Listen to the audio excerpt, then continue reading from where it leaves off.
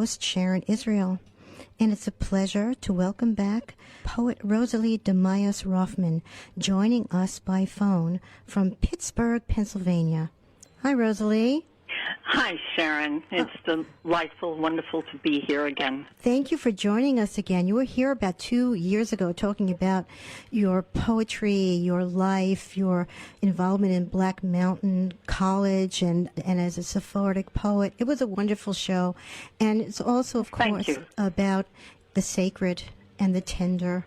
And this week, we're going to be talking about poetry's power to fix, change, and heal things that real life cannot. And that's from Rosaly's lips that I just wrote down. I want to give everyone a little background on Rosaly, and here it is. Rosaly DeMaios Roffman taught creative writing, myth, and literature, and founded a myth folklore studies center at Indiana University of Pennsylvania. She co-edited the prize-winning anthology Life on the Line and is the author of Going to Bed Whole, Tottering Palaces, The Approximate Message, In the Fall of a Sparrow, and I Want to Thank My Eyes, published by Tebot-Bach. Her work has most recently appeared in the Pittsburgh Poetry Review and Mom Egg, and she was the keynote speaker at the Pittsburgh Gratitude Conference. She has read her poems around the world and was a featured writer on BBC's Writer from Abroad series. Rosaly received many grants and awards, including the Distinguished Faculty Award in the Arts from Indiana University of Pennsylvania. Her poems have been translated into Slovak, Spanish, Judeo-Espanol, Japanese, and Chinese, and she has contributed text poems for many collaborative pieces with composers and dance companies. And Rosaly still coordinates the long-running Squirrel Hill Poetry Workshop in Pittsburgh, which Pittsburgh is a burgeoning poetic hub, an electric poetic hub at this point. Rosaly's work reflects an abiding interest in the ordinary and the sacred. Wow. Well, Sharon, it takes my breath away. Do I know this person? Yeah, thank you. It's fabulous. With the theme that we have crafted for this show, poetry's power to fix, change, and heal things real life cannot. Rosa, you want to introduce the theme with an excerpt from your book, Life on the Line? I do, and even though that book goes back to the 90s, it's a book that means a lot to many people, and I was very pleased to learn that it was even part of the curriculum in medical schools. It's a big book, 600 and something pages. It grew out of a team, myself and the editor, also poet from Alabama, Sue Walker. I want to start, if I may, with just, I was looking at it, and I saw the foreword by Carl Shapiro. Many of you probably know who that poet was. And he says in the foreword to the book, this book is about poetic redemption. And I thought, that's exactly what I think this theme is today. And then goes on to say, just one more sentence, in writing, there is dislodgement of pain by making it available, and the reader might be forced to participate. And I think that's true. I think that's unique to poetry. So my piece in the book, which spurred us on to maybe thinking about collecting so many possibilities or making this book, is called Poet, a Shaker, and Healer. And starts with a quote by Nabokov. So here we are. Poet, a shaker, and healer. Vladimir Nabokov once surprised an audience by beginning a textbook in the following way. This is a Russian grammar book, and I am eating a banana. He had a reason for wanting to shock an audience unused to smiling when they started to do homework. He also had the beginning of a poem, which could be a way of thinking about Russian grammar, but he did not press on to write a poem. He knew precisely what he was doing and leaves us a competent grammar as well as a memorable first line. And that, according to my husband, who was a Russian professor. When I sit down to write a poem, I am a party to the grammar of witnessing, but I don't always know how it will turn out. and I don't have a contract to write a book. I don't think grammar. I don't think bananas. I don't think sickness nor healing, yet I have been thinking intensely about what poets do and what connection it has to the planet. And I believe it has to do with healing. If I have any integrity, I care about respecting that impulse no matter how frustrated or elated I may be afterwards, after writing the poem. But I try to remember the world never said I had to do it, nor did the gods whisper audibly in my ear. So I've been ruminating about the intensity that lies behind the impulse, which propels the poet forward to write the poem.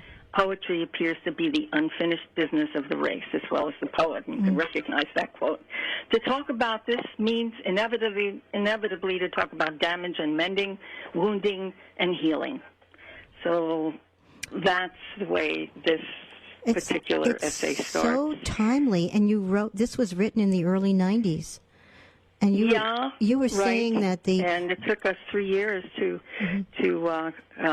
collect all the material in here, and we waited for a translation of poems from a Russian poet, ironically, and certainly not Nabokov, who stayed in Chernobyl to treat the children there. And you had mentioned, Rosaly, that the use of the term healing in that sort of planetary way, or in a deeper holistic way, was really not used at the time that you wrote this. And you sort of, it was an introduction of that term. I lost you for a second when you were talking about that the poem is meant to recreate, and the impulse, the compulsion to write, is a deep one. And it's not just playing with grammar, playing with form. I mean, that's fun also. But the impulse for the poem is some kind of healing and some kind of fixing within the poet that's very universal. Yes, I think that's true, and I think that a lot of what happens is that you can right the wrongs. You can stop the world and get off if you want to. And by righting the wrongs, I mean there are some things that can never be fixed, but you as a poet, perhaps in your response, without sounding sententious here, can make a different ending, or can offer up a response, almost in a way like prayer. Right. So, and I like that. And response. That's a special power. Yeah, call and response, and it's I think poetry is very interactive. The poem itself, the impulse to write, and once you finish writing it, that a poem can take on its own life once it's finished. One particular poem is a very good example of this, and I was wondering if you could read it, Rosaly. It's an occasional poem called Love as a Way of the Universe. You want to read it first, and then we'll talk about it? Yes, thank you for the invitation. And I want to remember that it was my pleasure to read this poem last time on this show, and now we're reading it, and we're going on with it. Yes. And in a way, that's part of this theme, too. In poetry, a poem doesn't just end when it stops. I didn't know I was going to say that. I like that. So this is called Love as a Way in the Universe. When the storms settle, in the voices of trees you can hear if you listen, love as a way in the universe. And in the way that whales come smiling, not as offended victims, but with knowledge past hunters. Love is that way in the universe. When you see the trust of a child in words she uses the first time, asking for help, knowing help is coming, love is a way in this universe.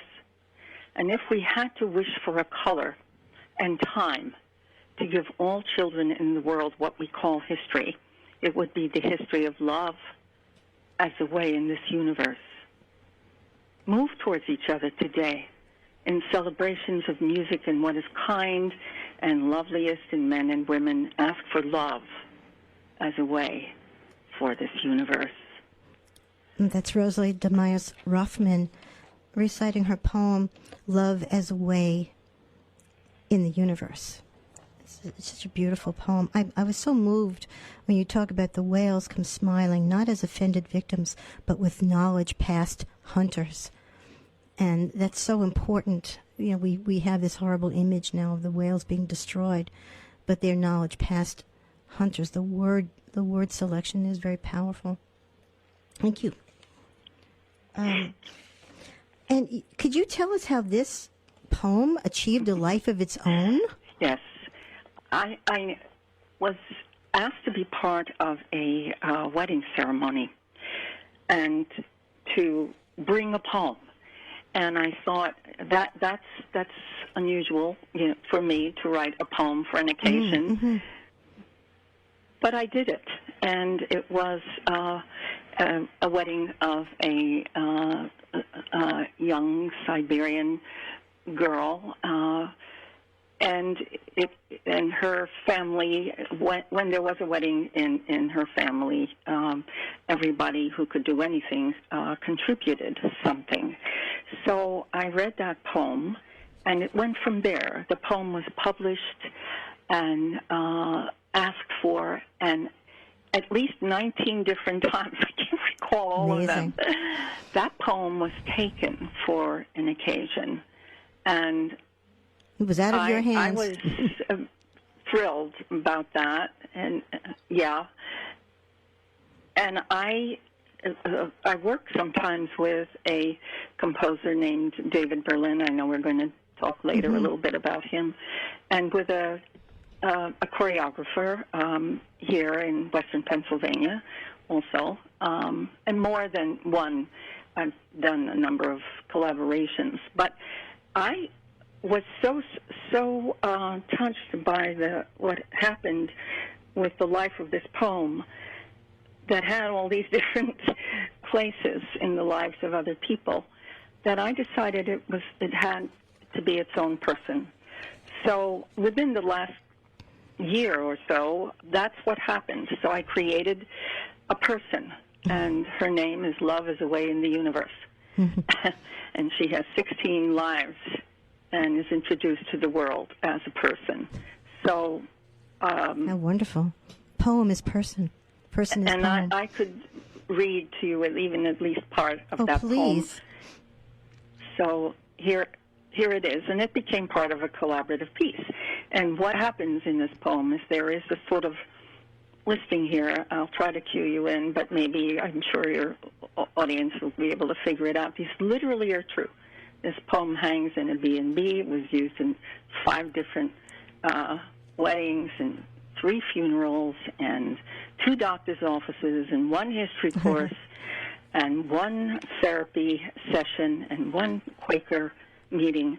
And here it is. So Matilda Nothing, the poet with bad teeth, she I worshipped, died 2 autumns ago before I could introduce her to love as Love is Away in the Universe. She who had 16 lives, and I thought, change her long name, not to Ella or Shamus or Winnie or X or Cutie Pie, but something short, substantial, something jangly, a true name that would make poor, oppressed soldiers salute her as she walked down the runway in a dress, or make salesmen give her freebies, as in, take any car of your choice, darling, for nothing. Like Pinocchio, she is real. She is real, Love is Away in the Universe. And a girl, separate from me, she can tell her own tales now, travel to other lands, take charge marching down the street, wink away tears at registering every anecdotal story to anyone anywhere who will listen to an account. To 1, the funeral of a curmudgeon, or the recent wedding of a Roman goddess to a curly-haired juvenile, or why she hangs on the wall of a B&B in Tennessee with the jacuzzi in the kitchen, or greets 1 doctor in his examining room whose frames hang crooked, and what it's like to be a grace invoked at a meeting, then picked for a last session of a global history course. She was here and there, and she wore parchment or blue, but no one knew what was underneath. 16 times, 16 stories of blue outside on top, perhaps a disguise for the tissue blue paper of the heart. Yeah? Yes, she was as close as to touching, and if she were an opera, there would be a prelude. Groucho Marx told T.S. Eliot he should use his name Tom, and he replied, all male cats are named Tom unless they're fixed. that story says a lot about naming and dealing. Hello. It's Rosaly DeMaios Roffman reading her person poem, Love is Away in the Universe with 16 Lives, is introduced to the world as a person. It has such a surreal quality to it. It just goes, it's almost like a rant or a dream. You go from one to the next, and it reads so beautifully out loud. And it's an homage to your own poem, but to the people who've adopted the poem, which is wonderful. You're listening to Planet Poet, Words in Space, an edition of The Writer's Voice at WIOX. We're live and local, and I'm Sharon Israel, your host, talking by phone with poet and scholar Rosaly DeMaios Roffman. I think we're all really in the mood for the universal and the universe to come in, always in the airwaves, but you're conjuring them, Rosaly. This is magic in the air right now. When your poem, Love is Away in the Universe, you mention whales, and you have your work has focused somewhat on whales, and I wonder if you could tell us a little bit or introduce it by one of your whale poems. Yes, I'd be happy to do that. And this, I'll just say this much, it grew out of a wonderful trip to Baja, Mexico, which is the place that the gray whales come to birth their babies. And nobody knows exactly why. It's gone on forever. It's 10,000 miles away from their home. And out of that, there were a series of poems, and I'll tell you something more about what happened with them again a little bit later on. So, coming home, thoughts the day after living with gray whales.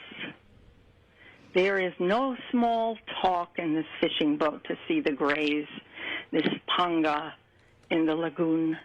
Home takes on new meaning and light coming up through wood, newly exposed here in Pennsylvania, says more this February morning than floors have been stripped of a bad rug in my house on this cul-de-sac street. Those creatures I saw so far away are not afraid to register in the universe. These whales too large, and we too small for the planet. No mistake. You next to me. So clean. That's spectacular. That's Rosaly DeMaios Roffman reading Coming Home, Thoughts the Day After Living with Gray Whales. Go ahead, Rosaly. What were you saying? Well, I was going to say we were in an open boat at that time of the year when the whales are having their babies. The fishermen do not go out, but they do take some travelers out in an open boat, which is what a panga is. That's truly a transformational experience. Here is another poem that grew out of that experience, and there was a series of them, which then were shared and had another life yet. Message from the Lagoon God. Don't kill things larger than Rhapsody or call them monsters of the deep. Don't hope they will just die because you have named them. Nothing is to be done once you have been to a place. You can't erase your whale. No use imagining she wasn't here, or that you are all that is in the world. I love that. It's the imperative of the Lagoon God. Don't kill things. Don't hope. And then the explanation. That's wonderful. Well, these are truly amazing creatures. And I just learned just the other day that male humpbacks, these are gray whales that I write about, but the same thing would be true of their girth and how extraordinary they are, create songs together. They have names for each other. Oh, collaboration among the whales. Yes, and I was very moved by learning that, and a lot of other things about the whales as I was exploring whatever I could. After I came home, I knew something about them before, but they are so gentle and could do us in a second, and they came up to the boats and with their babies. And I don't think anyone will ever not only forget that, but be the same. Rosaly, you say don't kill things larger than Rhapsody. Could you talk about that line? It's such an unusual line. It's such a beautiful line.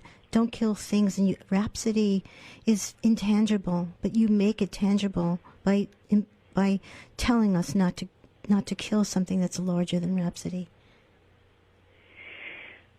Well, I'm not sure I can quite explain it, but it just is a sight that cannot be truly described but responded to, and it fills you full of something that comes from another place, or it feels certainly like that. And that's why it's a poem. That's why it's a poem, and that's what happens when things, in my opinion, it's one of the things that happens when things cannot be contained.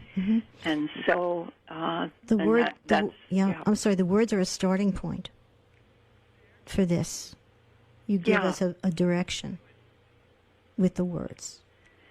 I think that's so, Sharon. I think that's very profound, actually. Don't ever know what's going to turn into a poem, and that's a gift. We sort of like we're sort of storehouses, and all of a sudden something can open up the door, and you want to make something from what is there, or it happens, and you can go from there.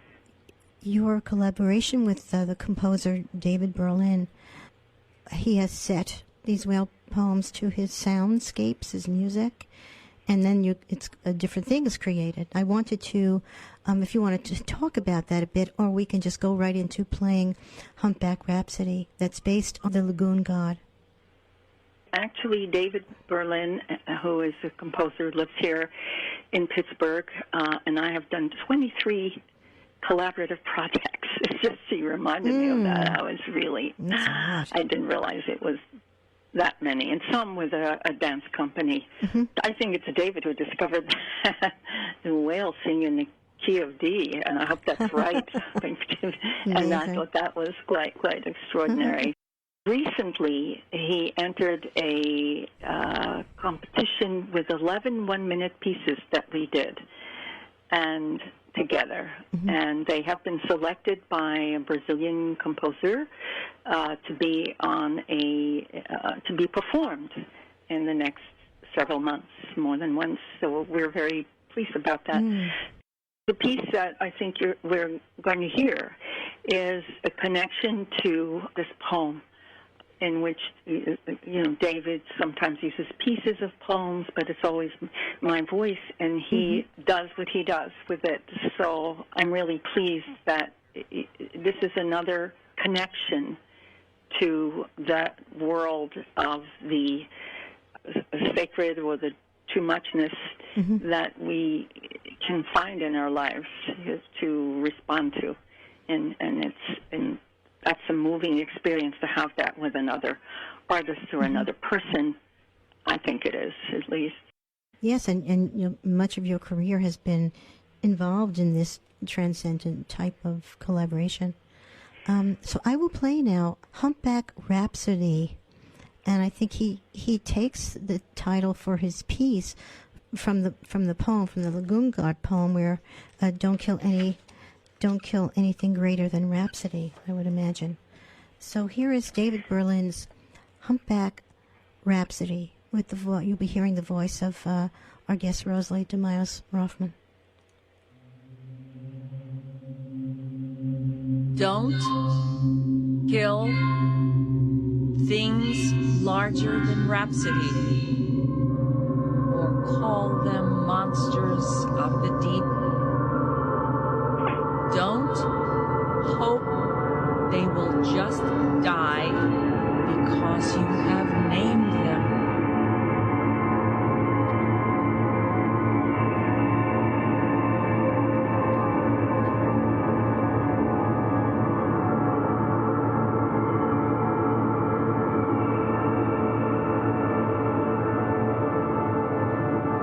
No use imagining she wasn't here,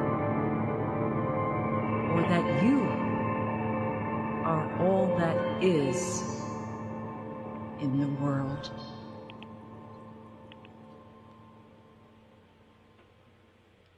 And that was Humpback Rhapsody by sound by David Berlin, with the very good performance, Rosaly DeMaios Roffman. You read that.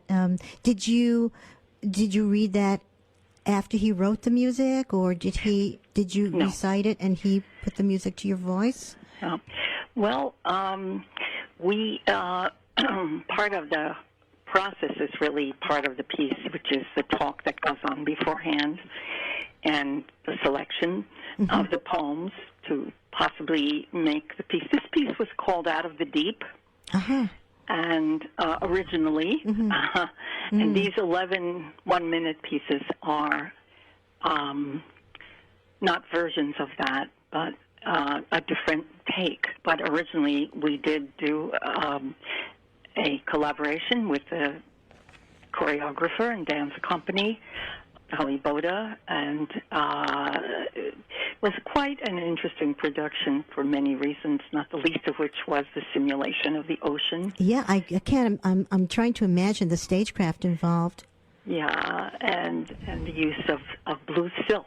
So that in itself was a poem. Oh, fun. So, but David and there are other composers too, of course, very much interested in the whale songs, because apparently every whale has its own song, and what they think they do, and we're still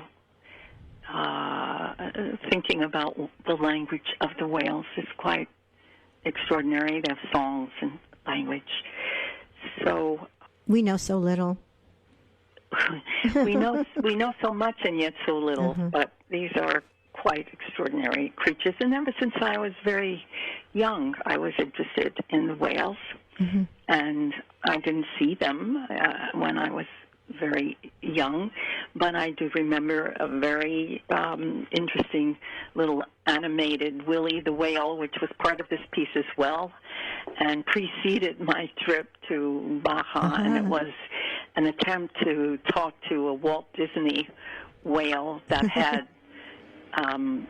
that died at the end, and he died. goes to I whale didn't heaven. know that. Yeah, so that was Willie the so Whale. sad to me. I don't think I'm still not over that. Disney did that to kids. Bambi's mom died, and You're right, Sharon, Dumbo's that's true. mom, and now Willie the Whale. And that was part of Silly Symphonies. Yes.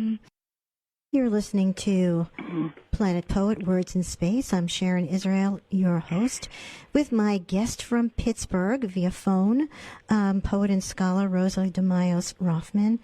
Hi, Rosaly. We're continuing our conversation about collaboration, and you've had unusual experiences of unintentioned collaborations, or your work evolving into something you had no idea.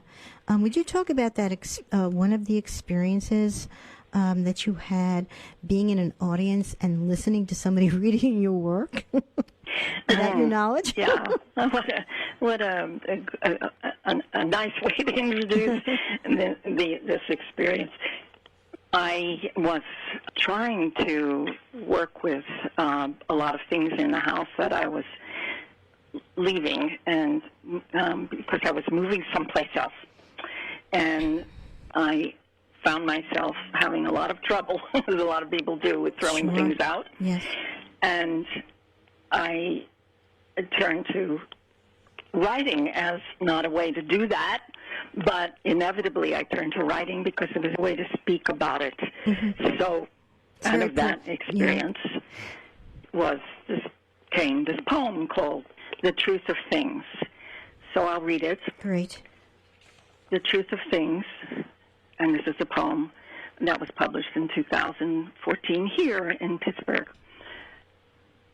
I cannot throw away old maps, the ones you made with named territories, Mercy Lake and Deaf Road and Braggart Hill outlined in blue.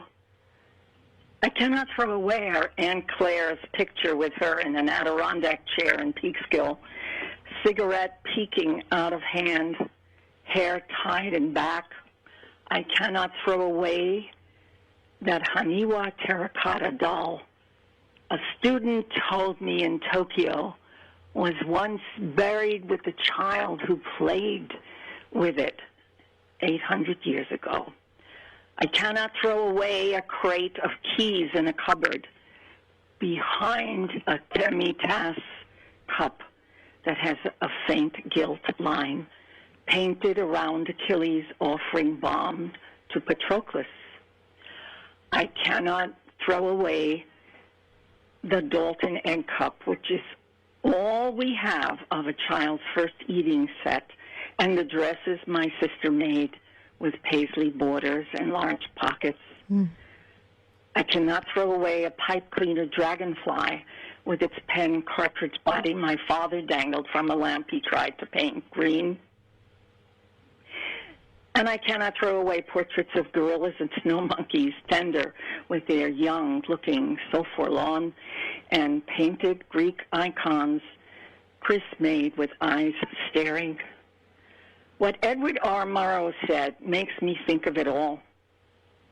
Most truths are so naked that people feel sorry for them and must cover them up at least a little bit. So I cannot put them in a box yet, but on a table in layers, the closest to my heart, under blue flannel, the truth of things, speaking, but never talking. And all those things did exist. So it's so wrenching, but you've given them immortality by writing about them. Well, that's what you could do. Yes. That's a collaboration. That's amazing. Between you and the things in your life. And beautiful detail, Rosaly, in the poem. Well, thank you for that. And the surprise that you were referring to was sitting at in a pew, actually, in having been brought to a Unitarian an occasion to observe the winter solstice. And it was extremely moving. And the minister came out after a dance choir and referred to 3 readings that he was going to reflect on along with this dance choir. And one of them was Rumi, and another was a member of the congregation. And then he said the next reading poet, Rosaly Roffman, explores her own attachment. They are valuable to her not as items, but as reminders of her feeling of love and respect for others. I had never met that minister. I do not go, except very occasionally, to the Unitarians, and I was totally surprised. How did you feel sitting there? How weird. I just was overwhelmed. And I introduced myself to the minister at the end of that occasion, but he said something that stayed with me for a very long time in that homily. He said, in this poem, or in the reading that we heard a few moments ago, there are things that we want other people to throw away. And even if they are a crowd who violently sweep your house empty of its furniture still, treat each guest honorably and respect those things that people cannot throw away. So I thought that was so touching. May we have the wisdom to keep when keeping brings a measure of joy and meaning to our lives. So eventually I got a copy of that homily, but it was a surprise to him that I was there, and certainly was a surprise to me to hear my poem. What synergy? And I was very, very touched by that experience. And that such things happen to poets. There's a life that the poem has sometimes of its own, and you don't know sometimes how you speak to others or how it speaks to others. And what touches and what in a line or a word or can change somebody and reach them in a way that's unexpected, or you can't anticipate, nor should you. Should a poet? I think that's really true. Influences are manifest, everywhere, and again, don't know what enters a poem or what can enter a poem. And something you've written a while ago, whether it's a poem or a letter, can resurface in unusual ways. You've had that experience. You were telling me about a letter. Somebody had called you and found a letter. Could you talk about that? Yes, it just recently happened. I got a phone call from a musicologist and writer named Isaac Zach, and he is writing a book about Odetta, the folk singer. And when I was a freshman in college a long time ago, I had the wonderful experience of being part of a group of people who had been selected to do some work at Harvard and to meet some of the student leaders who came from other countries. And part of that involvement was a plane trip that took me to the University of, probably it was Chicago. We have some debate about whether it was Chicago or Michigan. And there, at a wonderful dinner, appeared a singer that nobody had ever heard before. And it was the days, we're talking 1957, it was a long time ago, and part of the civil rights days, and out came the singer, and the singer was Odetta. And it was a very informal gathering. She was famous at the time, or she was new? No, she was unknown. Oh, my goodness. And she came to sing right in front of the tables, and I was there. And she turned to me and she said, "Was that okay?" Which was very strong. She always was. The wonderful, booming voice. And I just,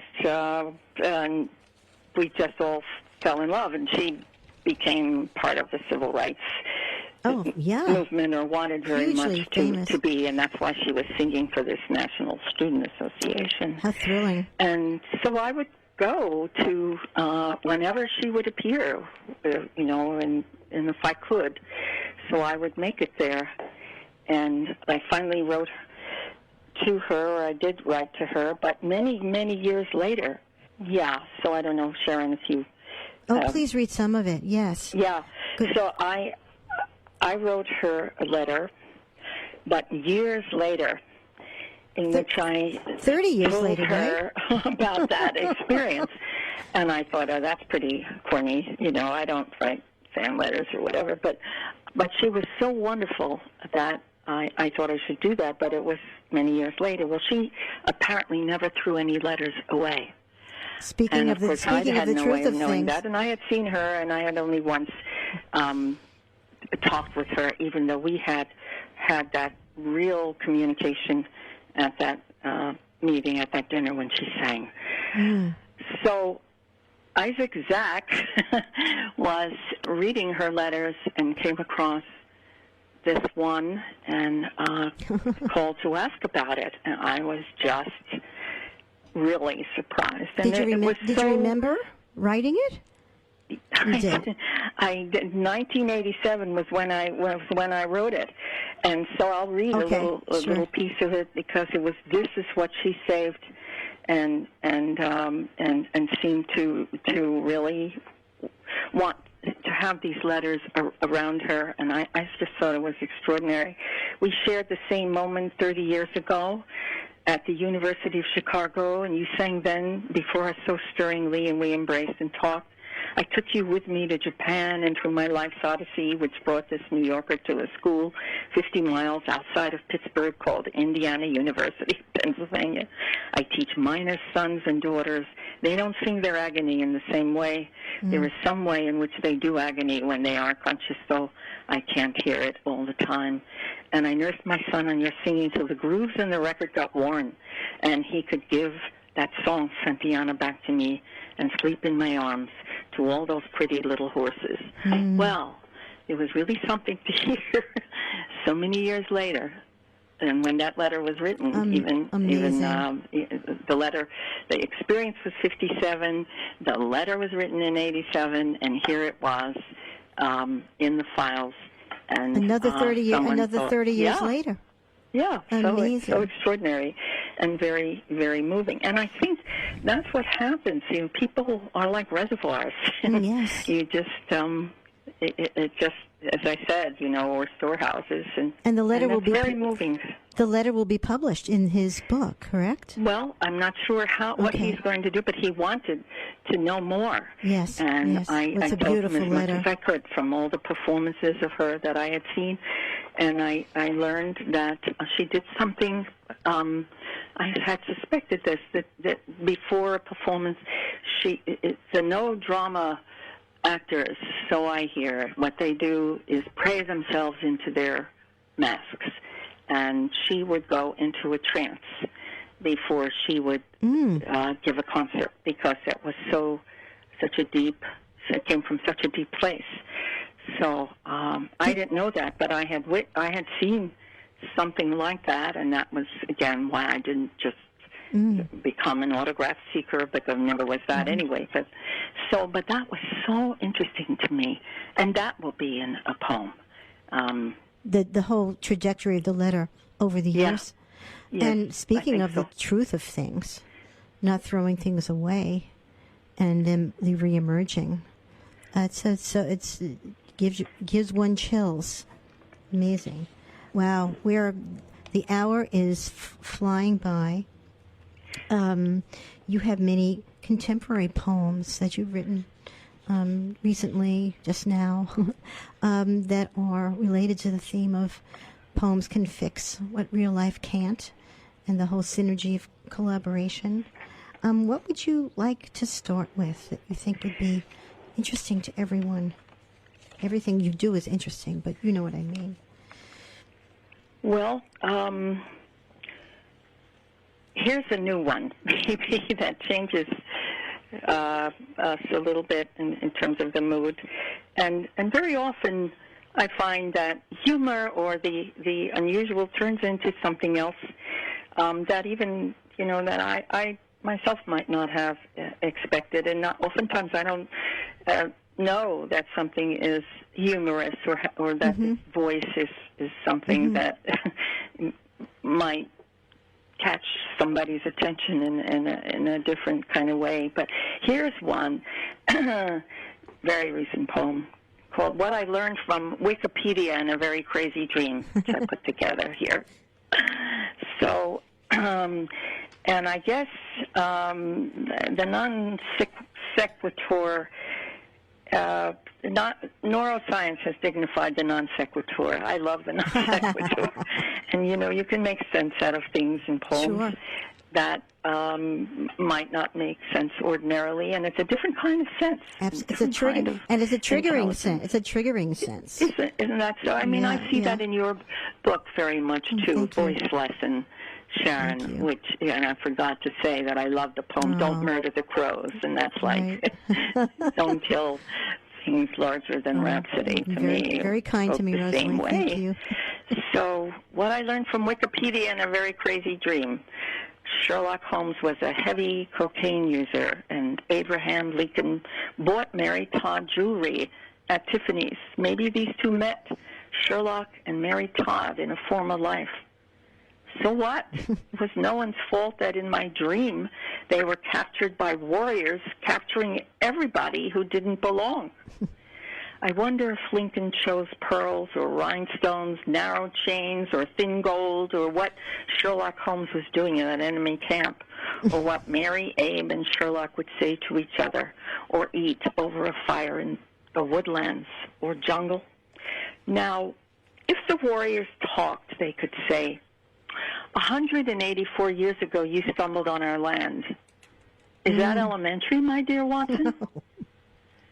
Did you know Cleopatra spoke Greek, not Latin, though she wasn't born Greek? Caesar loved her anyway. Why laugh when Mel Brooks says with a Yiddish accent about anyone talking to anyone, so who knew?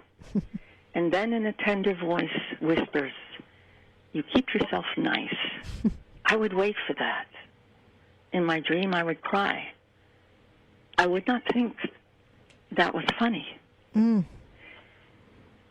So I guess that's a poem that starts somewhere and winds up totally in a different another place. And totally different. It's, to me, that's satisfying. And you can do that, in poetry. And it gets done. I mean, it's not a prescription. I'm certainly not it laying out flows. the rules or anything like that. And it's very clever, and it is very funny to bring, especially Abraham Lincoln shopping at Tiffany's to something quite wild and that about was it. True. Yes. I mean, it doesn't have to be true in a poem. Like I said, there's sometimes a bigger-than-life truth in a poem that is that is so, but